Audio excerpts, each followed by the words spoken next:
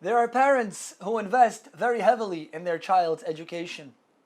And sometimes, after this heavy investment into this child, the child hits his teenage years and he's not interested. He wants to turn away from everything spiritual, from all the values that the parents instilled in him. And then you have another parent who didn't necessarily invest more into his child's education, but this parent's child turns out in the right way with the right values that the parents instilled in him. What is the determining factor?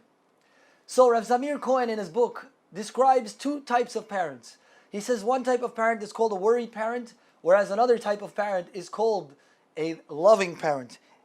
And the difference between the two is as follows. A parent who's a worried parent, because he worries, he pressures the child. He scolds the child. Every time the child does something wrong, he criticizes him, he rebukes him while he's worried. He wants the child to be perfect. But what happens is, we sometimes take this beautiful neshama we know as a child, and we destroy it with our own hands. Whereas the second parent, he was a loving parent. He gave his child warmth. He gave his child attention.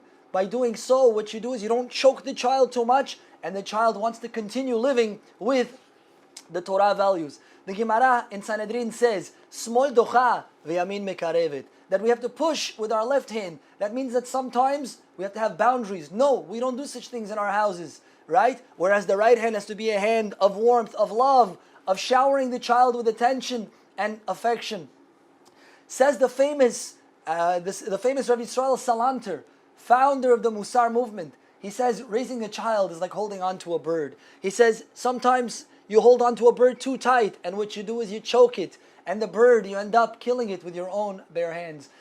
Other times you don't hold the bird tight enough, and what happens is the bird flies away. Says Rabbi Yisrael Salant, you got to hold on to your children firmly, but not too tight. You can't scold them. I understand we're worried about our children. We want them to become proper people in society. Nonetheless, if we choke them and we scold them and we criticize them on every fault that they have, then what happens is these children will revolt eventually, and they will go, has v'shalom, against their parents' ideologies. Whereas if a person has a firm grasp, but he does not choke the child, right? He has set guidelines, set rules. There what happens is the child grows up and he flourishes. The rule is we have to give our child 80% warmth and 20% criticism. This is what is brought down in a book called Raising Your Children Without Raising Your Voice. I saw a beautiful thing from the famous Mashgiach, Rav Shlomo Wolb. He says a child is like a metal spring.